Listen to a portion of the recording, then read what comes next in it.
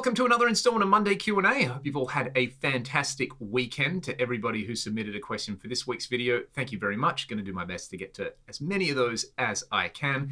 If you have a question you would like me to answer on next week's video, simply put it in the comments section below. A reminder, if you like what I'm doing here on the channel, check the video description for a variety of different ways to support what I do. You can check out some of my music, you can check out my podcast, you can join my Discord, you can get some free IRs, or sign up to my Patreon.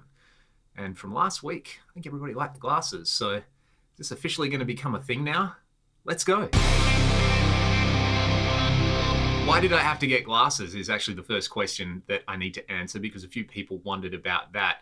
Basically, I had never had an eye test in my life, and started to notice a few things in my left eye that it was a little bit fuzzy. And chatting to my mum over the Christmas break, she kind of mentioned that not only did she have a left eye astigmatism, but pretty much everybody on her side of the family has a left eye astigmatism. I thought to myself, I should probably go and get that checked out. And sure enough, when I went to the optometrist, they said, Leon, you've got a left eye astigmatism. Don't worry, it's very, very easy to fix. So just this little lens here does a very minor correction, and then this one over here actually does nothing. But for me, sitting at my computer for many hours a day, whether it's kind of just editing videos or recording or dialing in tones on various devices, I really need these glasses, and I've kind of found that they have just made an overall improvement to me being able to see really clearly. It's one of those things you don't realize how bad it is until you get it corrected. And like anything with your health or well-being, I really encourage people to actually go and see an expert if you've got those facilities nearby, whether it's your eyesight or your hearing or any other aspect of your health. Don't leave it too late. Basically, all you've got in life is your health and your well-being. Everything else is a little bit out of your control. So do not hesitate to go and get your eyes checked, ears checked, all that kind of stuff. It's good for you. Do it. Listen to your mum. This one comes from a very good friend of the channel and patron, Rutger. Would I ever consider a guitar endorsement deal if it meant that that endorsement deal was exclusive? I think I would consider it. There would have to be quite a big incentive for me to do it. Like, it'd have to be the greatest guitar ever, or there would have to be, a financial incentive there, because I love playing guitars from different manufacturers. That's why I have so many different guitars. So if it was a really strict, kind of George Lynch in the 80s, where we're going to put an ESP sticker on every single one of your guitars, I don't know, I could probably live with it. I think the trade-off would be that I'd like to have control over the type of instrument that I'm playing. So if it was a true signature model, then it would have to be something that I really play and really use from day to day. So yeah, I'm actually not too familiar with, the kind of really high-end exclusive signature deals that some guitar players have. And I imagine we never will be. I'm sure Steve Vai's not willing to share the details of the Gem and Pia contracts, but you kind of only ever see Steve play Ibanez versus, I don't know, somebody like George Lynch or Joe Bonamassa. They're playing guitars from various seemingly rival manufacturers. So it's a good question. It's food for thought. And, it's a problem that I probably don't have to deal with at any time soon. Dialing in live tones versus bedroom tones. If you've gone and downloaded my patches for, say, the Axifex or the Helix, or my captures for Tonex, the Kemper, or the Quad Cortex, or any of the other free patches that I've shared, and you're playing at low volume and you're not loving it, what would I suggest you do? Basically, just turn the treble and the bass up, because as you turn the volume up, those frequencies get hyped anyway. A lot of my presets, they're dialed in to be used quite loud. So playing them at low volume, they may seem a little smooth or dull. I would encourage you to crank them up as much as you can, obviously, but I understand that's not feasible all the time. Or if you're playing on headphones, try like a room simulation or a nice big reverb, or play around with basically the high and low cut in the cab block. You can bring it up or down and see what your preference is. Nearly every modeler gives you that ability, which is pretty cool. My thoughts on the current crop of guitar gods versus the old staples of the Olympic era of the 70s and 80s. Basically, like, how do I think Tim Henson and Tosin Abasi and Misha Mansour, kind of measure up to your Slash and your George Lynch and your Randy Rhoads and your Eddie Van Halen?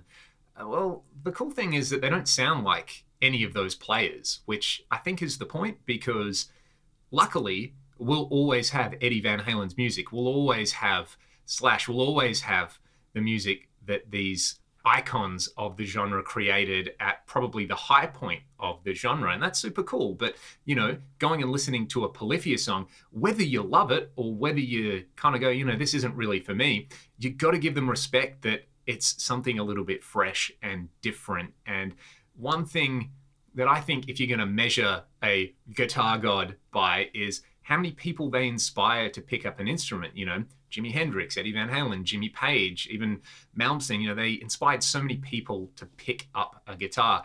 Metallica, Guns N' Roses, Nirvana, there's so many people who say, well, I started playing guitar because of that record or because I heard that sound from that particular player. So if you look at the number of, let's say these kids out here, meaning probably people under the age of 25, a lot of my students in that age bracket love Polyphia. They love Periphery. They come in every week and they say, Leon, I just heard this song, or I tried writing something in this style and it's making me so excited. Well, the reason that I really respect that is that kind of keeps me in touch with what got me excited about the guitar in the first place. And sometimes it's actually not the specifics of the style.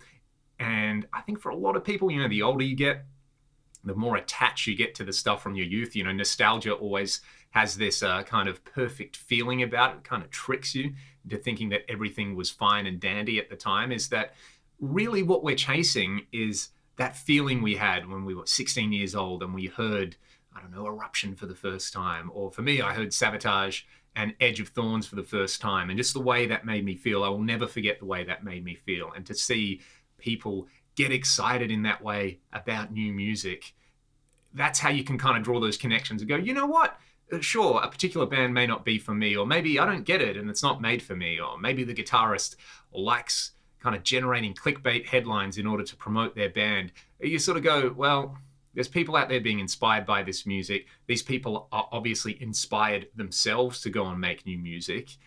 How can you knock that? I'm sure, in fact, definitely in the 80s and the 70s, people going, oh, well, Hank Marvin and Jimi Hendrix, they weren't using these Floyd Roses on their guitars. I don't know about this Eddie Van Halen guy. It definitely happened. It always happens. If you don't get it, it probably just means that, you've turned 30 or something like that. And it's something in terms of new music, you really have to push yourself past a certain age. With a lot of things, just kind of happens. That's life. So you don't have to go and listen to new music. You don't have to draw comparisons between the guitar gods of then and the guitar gods of now.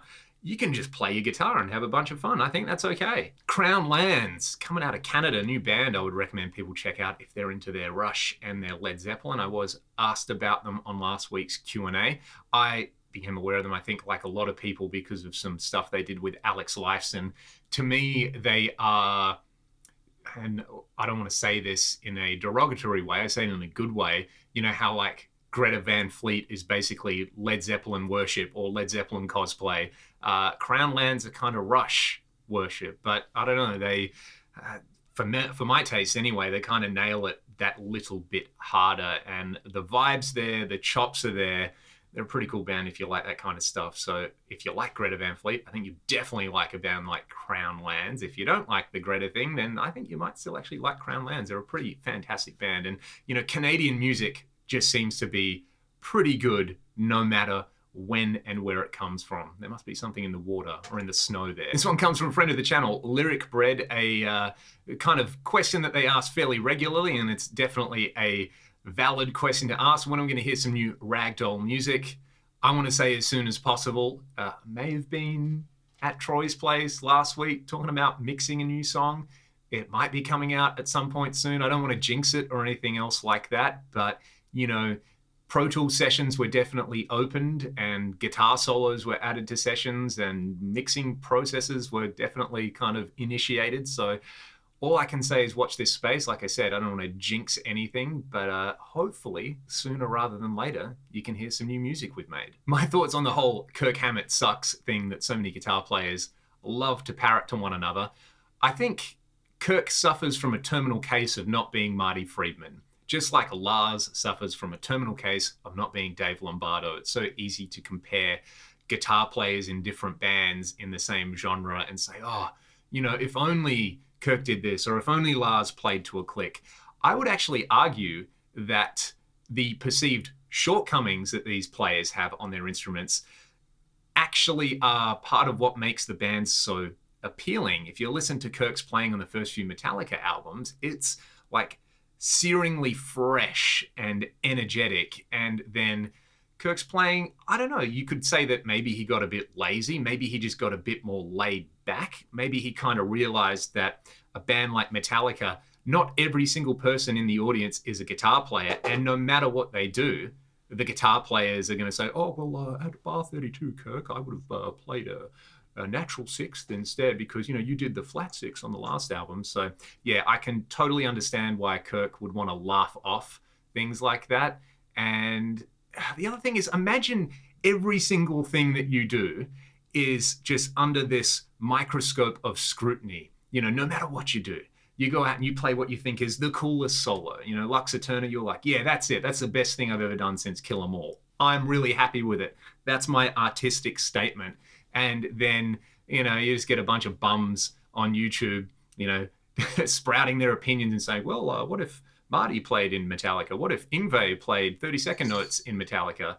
As you can hear, I think my cat probably agrees that Yngwie playing 30-second notes in Metallica would be pretty sick. But in general, this kind of raving, ranting answer is that, appreciate these guys while they're still here because, Metallica are getting old and they're still releasing new music. They don't have to release new music. They could just keep playing the same songs and the same set list in and out and just absolutely go to bank on it.